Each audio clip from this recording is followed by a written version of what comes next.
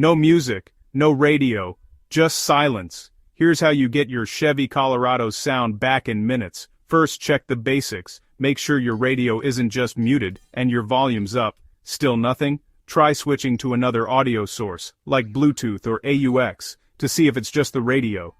Next, let's look at fuses. Locate your Colorado's fuse box, usually under the dashboard or hood. Open it up and find the fuse labeled radio or audio. If it looks burnt or broken, swap it for a new one with the same amp rating. Still no sound? Time to reset the system. Turn off your truck, open the hood, and disconnect the negative battery cable. Wait a few minutes, then reconnect. This simple reset can clear up minor glitches. If you've tried all that and your speakers are still quiet, the problem might be with the wiring or the audio unit itself. At this point, it's best to visit a trusted mechanic or your local Chevy dealer. Remember, most sound system problems in your Chevy Colorado are quick fixes. Check the basics, swap the fuse, reset the system, and you're back to rocking your drive. Thanks for watching. Drive safe and enjoy your music.